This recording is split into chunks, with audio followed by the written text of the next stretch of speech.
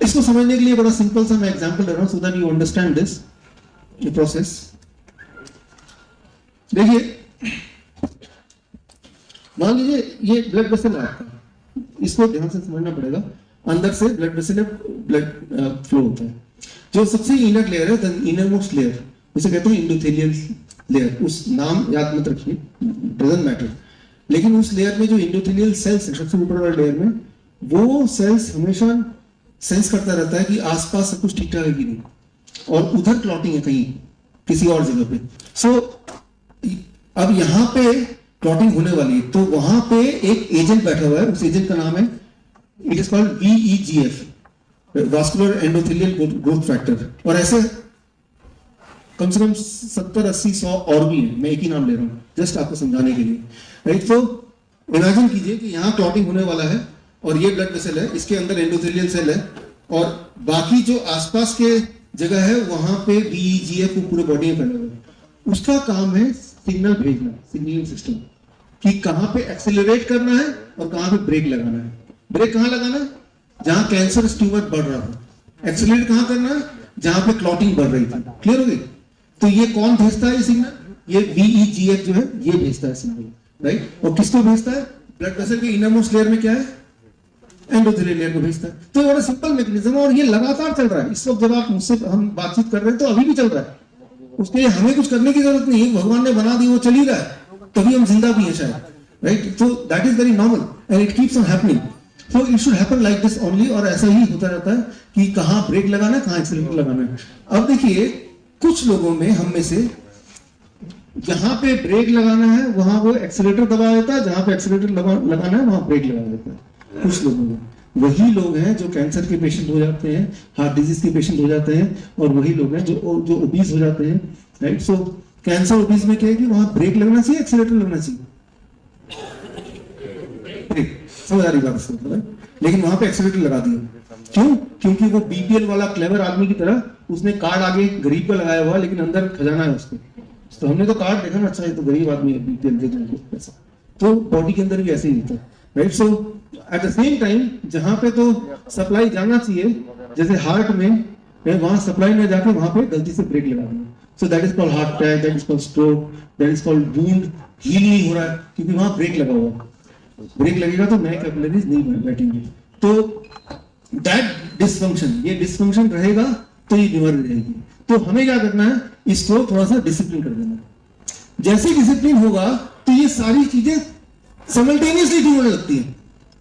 कोई पेशेंट मेरे पास आता है डायबिटीज का, लेकिन वो थायराइड का पेशेंट भी है, वो ब्लड प्रेशर का गोली भी लेता है, उसका हार्ट की प्रॉब्लम भी है, उसकी कई सारी प्रॉब्लम भी है। तो द मोमेंट ये बैलेंस, मैं तो ये बैलेंस ठीक करता हूँ। जैसे ही बैलेंस ठीक होता है तो वो डायबिटीज का मैं इलाज नहीं कर रहा, मैं क्या कर रहा हूँ? सिर्फ बैलेंस को ठीक कर रहा हूँ। तो ना चाहते भी उसकी बाकी चीजें भी रिग्रेस ठीक होने लगती है। कोई आगे मुझे बोले कि मैं तो मेरा सिर्फ डायबिटीज ठीक करता हूँ, ब्लड प्रेशर को छेड़ने की जरूरत नहीं है, इम्पॉसिबल। मैंने ये ऐसा नहीं हो सकता। It has to work simultaneously, क्योंकि हम बैलेंस को ठीक कर रहे हैं, बैलेंस को, right. So it is all about the balance. अब देखिए, अब 2004 में क्या हुआ कि ये साइंस काफी, 4 में भी एक नोबेल प्राइज मिला था, बता 1938 में, 1931 में मिला था। तो ऐसी दवाइयां ढूंढी गई जो ब्रेक की जगह ब्रेक लगाए, एक्सीलरेटर की जगह एक्सीलरेटर लगाए। अच्छा, कैंसर में क्या लगना चाहिए था? ब्रेक। लेकिन क्या लग गया? एक्सीलरेटर। तो 2004 में एक दवाई आई कैंसर की, कि कैंसर के पेशेंट को ये दवाई खिला दो तो वो एक्सीलरेटर की जगह ब्रेक लग जाएगा और कैंसर वहीं रुक जाएगा। और 2004 में कैंसर का चौथा इलाज बना। पहला रेडिएशन था, सर्जरी है, कीमोथेरेपी है, एंड चौथा इलाज अप्रूव हुआ, that is called angiogenesis therapy. यानी कि उस इंसान को ब्रेक खिला दो या इंजेक्ट कर दो, और ब्रेक इंजेक्ट होते ही क्या होगा कि जो कैंसर है वो वहीं रुक जाएगा। ये बात समझ आ रही है ना? 2004 में। सिमिलरली जिनका वुंड हील नहीं हो रहा, राइट, वुंड हील नहीं हो रहा, यानी कि उसको क्या चाहिए? एक्सीलरेटर चाहिए, ब्रेक चाहिए, एक्सीलरेटर। तो एक्सीलरेटर भी एक और दवा आई वुंड हीलिंग के लिए, कि यहाँ पे ऑलरेडी ब्रेक लगा है, इस ब्रेक को हटाओ, एक्सीलरेटर लगा दो। अब सिमिलरली ब्लाइंडनेस में क्या चाहिए? ब्रेक चाहिए, एक्सीलरेटर चाहिए? हाँ, तो उसके लिए भी एक और दवाई आ गई। लेकिन ये मैनमेड में थोड़ा गड़बड़ हो जाता है, राइट। मैनमेड में गड़बड़ थी। जब ब्रेक लगता है तो सिर्फ उस पार्ट के लिए नहीं लग रहा, पूरे बॉडी के लिए लग रहा है। Try to understand this. तो फिर उसकी हालत, उस पेशेंट की हालत कैसी होती है, जैसे मिस्टर बीन की हालत होती है कई बार। अब देखिए, मिस्टर बीन ने एक ब्रेक बनाया, मैन-मेड ब्रेक्स एंड एक्सीलरेटर। अब ब्रेक और एक्सीलरेटर को कंट्रोल करने की कोशिश कर रहे हैं। तो शुरू में तो लग रहा है सब कुछ ठीक हो रहा है, हॉस्पिटल में नया नया ऐसा लगता है ना, हाँ मैं ठीक हो रहा हूँ। लेकिन तभी वो थोड़ी देर ही लगता है और फिर धीरे धीरे आपको पता चलता है कि यार वो कुछ और गड़बड़ हो रहा है। मैं आया तो एक ब्लड प्रेशर के लिए, लेकिन अब कुछ और भी हो गया, कुछ और भी हो गया, राइट। बैलेंस बिगड़ रहा है और आपको लगता है कि अभी ठीक हो जाएगा, अभी ठीक हो जाएगा, बट होता क्या कि वो बिगड़ता ही जाता है। फिर एक टाइम आता है कि वो आपके हाथ से ही निकल गया, now it is not in control. वो टाइम जो पीछे निकल गया, that is out of your control. आप समझने की कोशिश करते हैं। So try to understand. ये जब वो दवाई कोई लेता है तो उसकी जिंदगी कुछ ऐसी ही होती है, and finally it should end in only one thing. उसकी एंड तो एक ही तरह से होती है, दैट इज कॉल्ड एक्सीडेंट और that is called disaster, right. So this is all about man made brakes and man made accelerator. तो देखिए, ये है तो कार्टून या कॉमिक का सीन है, बट ये very much it is explaining what the angiogenetic medicines are doing with the human being. वो जो एंजियोजेनेटिक मेडिसिन्स हैं जो अभी अप्रूव हुए हैं, ये जो मैंने कुछ बताए हैं, और अभी जो नोबेल प्राइज विनिंग साइंस आया है, उससे फार्मास्यूटिकल कंपनी में ये उम्मीद जगी है कि हम ऐसी और बहुत सारी मेडिसिन बना पाएंगे। लेकिन मैन मेड मेडिसिन बनाने की आवश्यकता इसलिए नहीं क्योंकि एक्सीलरेटर और ब्रेक के लिए गॉड ने भी गॉड मेड मेडिसिन बनाया है ऑलरेडी।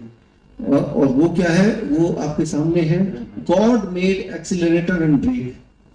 मैन मेड का हालत आपने देख लिया, लेकिन वो आगे हो सकता है 100 साल बाद कोई ऐसा बना दे, लेकिन फिलहाल भगवान का बनाया हुआ 2 एक्सीलरेटर ब्रेक सिस्टम है जिसको आप यूज कर सकते हैं राइट नाउ, ताकि अगर किसी को कैंसर है या हार्ट डिजीज है तो वो ब्रेक ठीक से लगे, मिस्टर बीन ना बन जाए और वो डिजीज रिवर्स हो जाए। तो अब आएगा ट्रेनिंग, क्या करना है आपको। सबसे पहला एक्सीलरेटर ब्रेक का काम करता है बॉडी का एक सिस्टम जिसे कहते हैं वेजो डायलेशन। मतलब ये बड़ा सिंपल है। आपका ब्लड वेसल है जो हमेशा डायलेट होता है, कंस्ट्रिक्ट होता है, डायलेट होता है, कंस्ट्रिक्ट, इस वक्त भी हो रहा है, राइट। सो ये नेचुरल प्रोसेस है, तभी हम जिंदा भी हैं। लेकिन जब आप एक्सरसाइज करते हैं, दौड़ते हैं, भागते हैं, तो वो ज्यादा तेजी से होता है, राइट।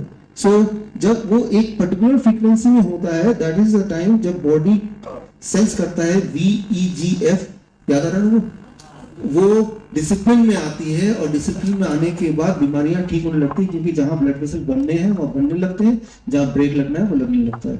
लेकिन वो तब होता है जब वो डायलेशन एंड कंस्ट्रिक्शन एक पर्टिकुलर रफ्तार में होता है। तो वो पर्टिकुलर रफ्तार में कैसे करें, ये बड़ा इंपॉर्टेंट है। पर्टिकुलर रफ्तार में करने के लिए 2 तरीके हैं।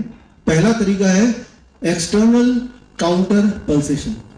ये FDA अप्रूव्ड मेथड है, जिससे एक्सटर्नल काउंटर पल्सेशन, ये होता क्या है ये मैं आपको थोड़ा एक्सप्लेन कर देता हूं, what it is and how we can do it. देखिए, आपके बॉडी में हजारों ब्लड वेसल्स हैं, लाखों लीटर। हार्ट पंप करता है, जब पंप करता है तो ये ब्लड वेसल डायलेट होगा, कंस्ट्रिक्ट होगा, डायलेट हो जाएगा। अब जब हार्ट रेस्ट कर रहा है तो काउंटर पल्सेशन, यहां से एक मशीन ब्लड को पंप कर रही है। जब हार्ट रेस्ट कर रही है, एक बार हार्ट कर रही है, एक बार मशीन कर रही है, हार्ट कर रही है, मशीन कर रही है। हार्ट जब रेस्टिंग कंडीशन पे, तभी अगर हम यहाँ पे पंप करें, जब रेस्टिंग कंडीशन में तभी अगर कोई पंप करे यहाँ पे आपके ब्लड वेसल को, तो वो जो VEGF है वो बैलेंस में आ जाएगा, एक्सीलरेटर ब्रेक तरीके में आ जाएगा, एंड देन जो कैंसर है या फिर हार्ट डिजीज है वो रिवर्स हो सकता है, स्पेशली हार्ट डिजीज। मतलब नए कोलेटरल आर्टरी बनने शुरू हो जाएंगे, राइट।